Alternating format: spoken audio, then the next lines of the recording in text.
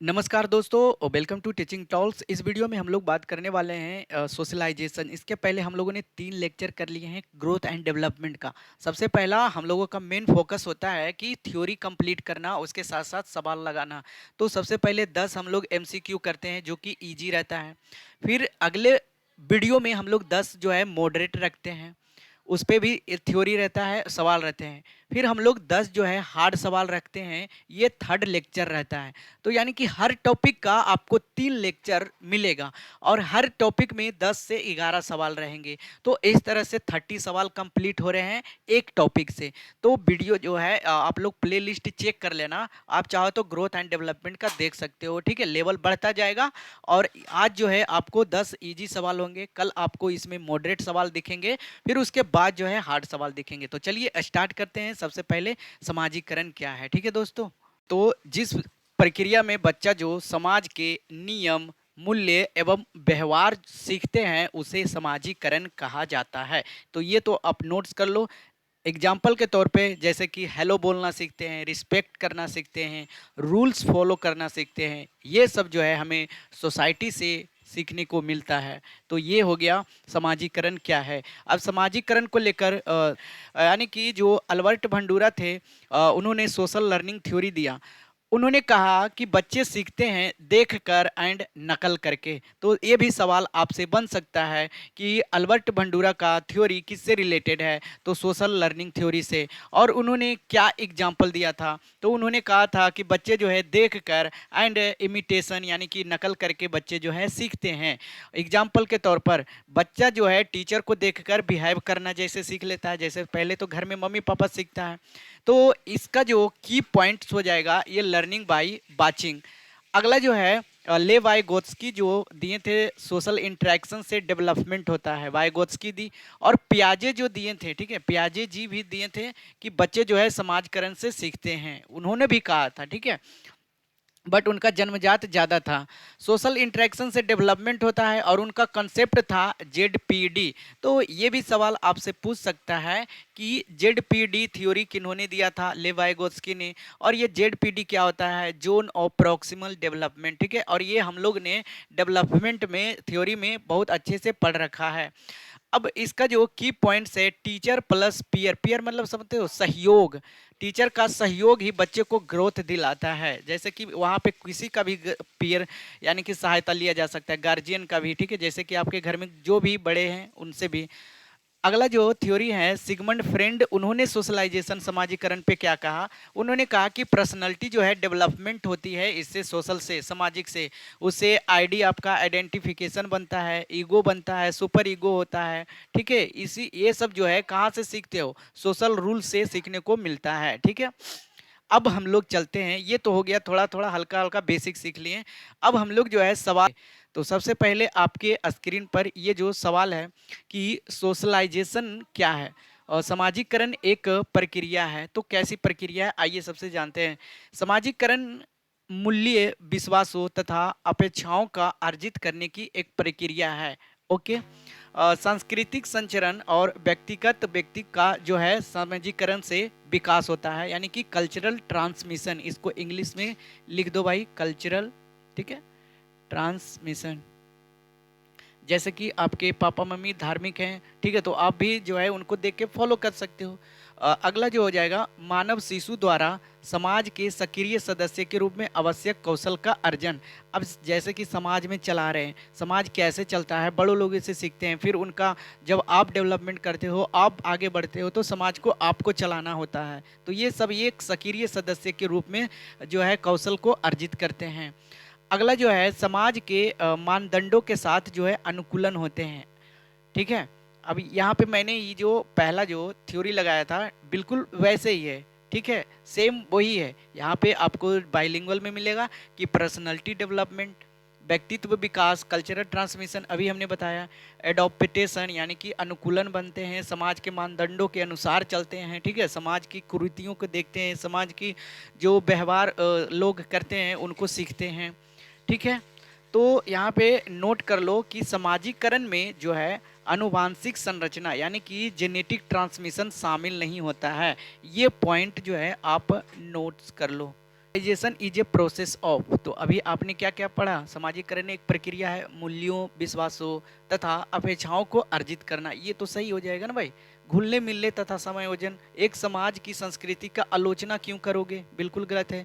मित्रों के साथ सामाजिक, अभी तो मित्रों के बारे में पढ़ा ही नहीं, मित्रों के साथ सामाजिक बनने की सोशल, मेन जो यहाँ पे आंसर होगा, आंसर ए सही होगा, ठीक है, थ्योरी के अनुसार हमने बता दिया। अब अगला सवाल है, ये सवाल संख्या 2 है कि process of socialization does not include, इसमें कहा कि इंक्लूड नहीं है, ठीक है। तो प्रोसेस ऑफ सिविलाइजेशन जो इंक्लूड नहीं है, मतलब प्रक्रिया में शामिल नहीं है, तो जो शामिल है यहाँ पे दिया गया है और शामिल नहीं है वो यहाँ पे दिया गया है, ठीक है।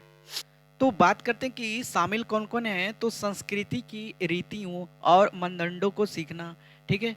जैसे कि कोई भी रीति है और उनका जो मापक मानदंड है कि इस संस्कृति से बाहर नहीं जाना चाहिए, मतलब तुमको सभ्यता एंड संस्कृति में रहना होगा, ठीक है, कल्चरल को फॉलो करना होगा। अगला जो है कौशल, अपने मूल्य को पहचानना, विश्वासों का अर्जन करना, एक दूसरे से विश्वास ही तो बढ़ता है समाज में, है ना।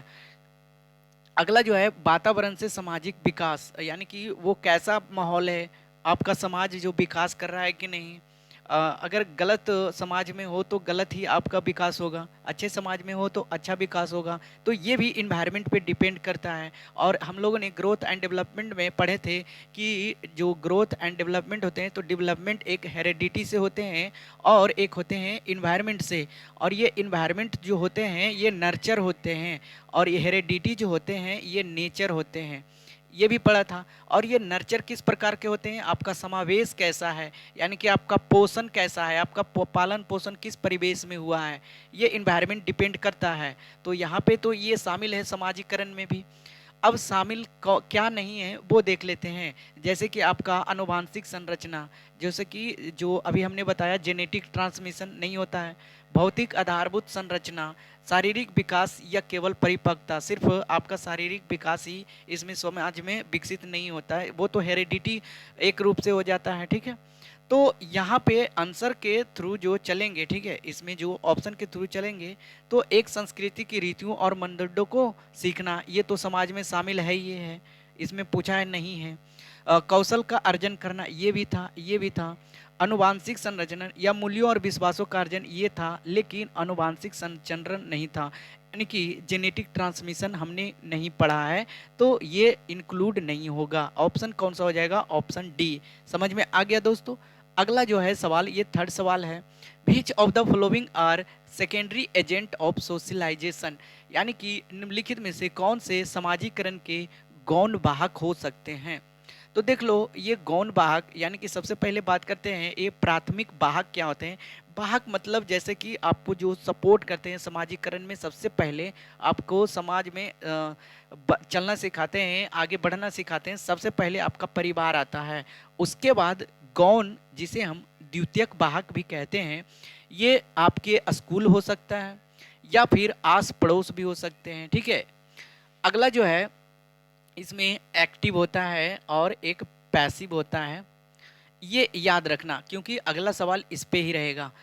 क्योंकि जो एक सक्रिय एजेंसियां होती हैं, जैसे कि आप लाइब्रेरी से सीखते हो, ठीक है, और निष्क्रिय कहाँ होता है, यहाँ ज्ञान मिलता है पर दो तरफा मिलता है, सामाजिक बातचीत नहीं होती है, यानी कि निष्क्रिय में इसको हम अगले सवाल में समझाते हैं।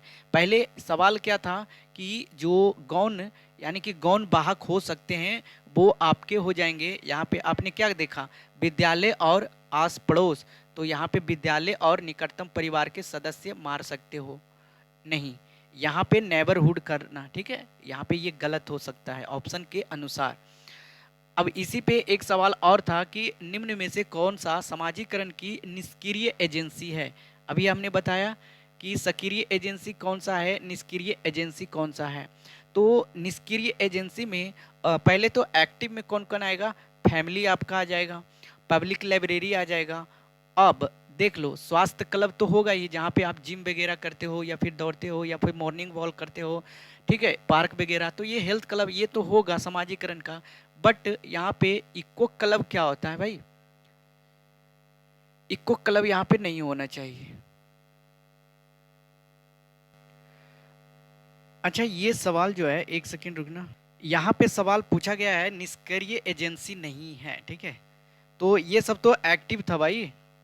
अब निष्क्रिय एजेंसी नहीं है पूछा गया है, यानी कि आपका एक्टिव एजेंसी जो है लाइब्रेरी हो जाएगा, पब्लिक लाइब्रेरी।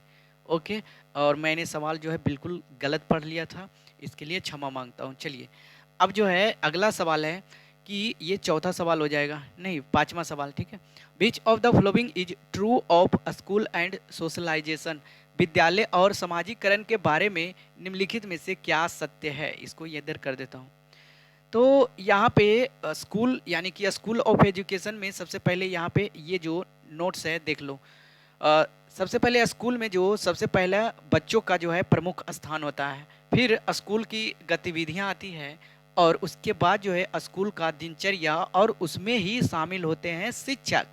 ये याद रखना। और यहाँ पे ये जो पॉइंट दिया गया है कि विद्यालय जो है समाजीकरण का एक महत्वपूर्ण कारक है, लेकिन यह प्राइमरी नहीं है। और प्राइमरी कौन सा है, हमने देखा था कि प्राइमरी जो है हमारा परिवार आता है। तो यहाँ पे सवाल पूछा गया कि सत्य कौन सा है, ट्रू कौन सा है। तो विद्यालय समाजीकरण का एक महत्वपूर्ण कारक है, चलिए रहने देते हैं। समाजीकरण में विद्यालय की कोई भूमिका नहीं होती है, गलत। समाजीकरण में विद्यालय की बहुत थोड़ी भूमिका होती है, नहीं। विद्यालय समाजीकरण का पहला नहीं, प्राइमरी नहीं है। प्राइमरी कौन सा है, यहाँ पे फैमिली होना चाहिए, तो ये भी नहीं होगा। आंसर कौन सा हो जाएगा, ऑप्शन ए। अगला सवाल है, ये हो गया सिक्स सवाल।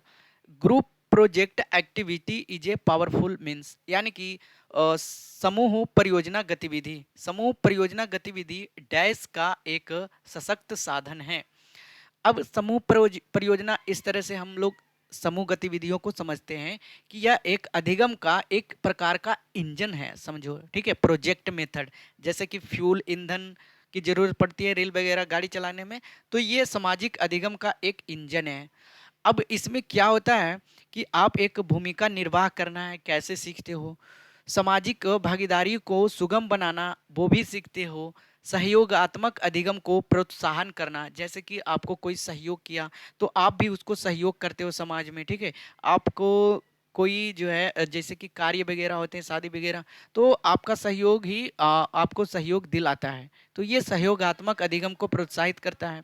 सामाजिक भागीदारी को सुगम बनाना, समूह चर्चा का परियोजना है, जैसे कि कोई एक्टिविटी बच्चों को दे देते हैं।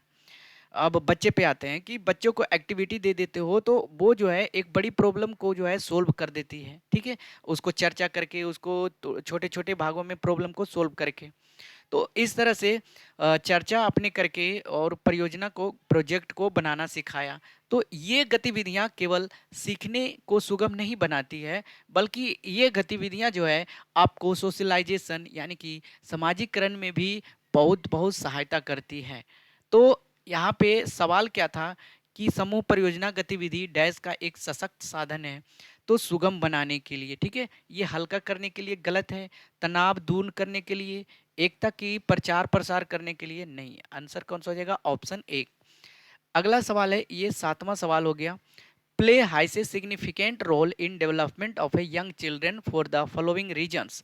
अब सवाल समझते हैं कि किसके अलावा निम्नलिखित कारणों से खेल युवा बच्चों के विकास में एक महत्वपूर्ण भूमिका निभाता है। जैसे कि आप प्ले रोल समझते हो ना भाई, जब आप बीएड कर रहे होगे तो प्ले रोल सिखाया गया होगा। अगर आप प्राइमरी बच्चे को पढ़ाने जाते हो 1 से 5 तक, तो उसको आप प्ले रोल के भूमिका से ही पढ़ा सकते हो, ठीक है। अब ये जो है हम लोग नोट्स के द्वारा समझते हैं कि संपूर्ण बाल विकास जो होता है, इंद्रियों को उत्तेजित करना। अगला जो है नए कौशल और शरीर पे नियंत्रण करना सिखाते हैं। जैसे कि कोई खेल है, खेल के माध्यम से उसको इस तरह से फिजिकल भी मजबूत बनाते हैं और बैलेंस करना सिखाते हैं, ये होता है। एक दिया जाता है जैसे कि पेपर फोल्डिंग, या फिर कोई गेम जो है चेस वगैरह जैसा, ठीक है। चेस तो अपर लेवल में खेला जाएगा, बट बच्चों के बीच में जो यूट्यूब पे अभी देखते होगे कि माइंड गेमिंग खेल खिलाया जाता है, कुछ चीज़ें रख दिया जाता है, फिर पीछे घूमने को कहा जाता है, इस चीज़ पे क्या है वो बताना पड़ता है। तो ये होता है माइंड विकास करना, नए कौशल और शरीर पे नियंत्रण करना, संज्ञान और सामाजिक दक्षता देना, यानी कि कॉग्निटिव डेवलपमेंट में आपको संज्ञान आता है। अब संज्ञान में मतलब ध्यान ये रखना होता है बच्चों को कि जैसे कि आपने टेबल सिखा दिया तो अब उसको सिखाते हैं टेबल को कहाँ कहाँ यूज करना है, कहाँ जो है ये सब बताते हो, ठीक है। जैसे कि आप कुछ लाने गए सामान, पैसे हिसाब करने में वो सब जो है उसकी महत्व को समझाते हो। तो ये हो गया आपका बाल विकास में जो है इम्पोर्टेंट रोल देता है। तो उनकी इंद्रियों को उत्तेजित करना बिल्कुल सही है। यह समय बिताने का एक सुखद तरीका है, बिल्कुल इसमें हमने पढ़ा ही नहीं। नए कौशल हासिल करना, जी हाँ। शरीर पर निपुणता प्राप्त करना, ठीक है, तो ये भी सही है। यानी कि आंसर जो हो जाएगा यहाँ पे एक्सपेक्ट पूछा है, नहीं होगा तो आंसर बी हो जाएगा। अगला जो सवाल है ये 8वां सवाल है। ये टीचर इंगेज हर लर्नर्स, यानी कि एक शिक्षक अपने शिक्षार्थियों को अनेक तरह की सामूहिक गतिविधियों में व्यस्त रखती है, जैसे कि समूह पे चर्चा करना, समूह में चर्चा करना, समूह परियोजनाएं, भूमिका निर्वाह आदि। ये सब सीखने को उजागर करता है। तो अभी हमने पढ़ा ये सब जो है सामाजिक गतिविधियों के अधिगम हैं, ठीक है, हो गया। देखो कंपटीशन बिल्कुल मत मारना, रिक्रिएशन नहीं करना है, गाइडेड लर्निंग। तो यहाँ पे सोशल एक्टिविटी ज़्यादा हो रहा है, तो सोशल एक्टिविटी में हम लोग पढ़ते हैं। यहाँ पे ये दिया भी गया है कि एक विविध कक्षा में अपने विद्यार्थियों से शिक्षिकाएं की अपेक्षा अधिगम में महत्वपूर्ण प्रभाव पड़ता है। अच्छा, अगला सवाल जो है ये लास्ट सवाल है, ठीक है। शिक्षकों को यह सलाह दी जाती है कि वे अपने शिक्षार्थियों को सामूहिक गतिविधियों में शामिल करें, क्योंकि सीखने को सुगम बनाने के अतिरिक्त ये भी सहायता करता है। तो क्या सहायता करता है, सभी को पता है भाई। एग्रीगेशन तो निगेटिव वर्ड है, एंजाइटी निगेटिव वर्ड है, मूल्य द्वंद नहीं कर सकते हो, सोशलाइजेशन। इस तरह से ये जो है टॉपिक खत्म होता है। खत्म नहीं हुआ है ये, अभी जो है हम लोगों ने 10 सवाल लगभग किए हैं, ठीक है। नेक्स्ट वीडियो में 10 सवाल होंगे, फिर उसके अगले वीडियो में 10 सवाल होंगे। तो ये अभी इजी थे, उसके बाद मॉडरेट आएंगे, उसके बाद जो है हार्ड सवाल रखा जाएगा। तो ये 3 स्टेप फॉलो करके जो है हर टॉपिक को समझाया जाएगा। ओके दोस्तों, तो मिलते हैं नेक्स्ट वीडियो में। वीडियो देखने के लिए धन्यवाद।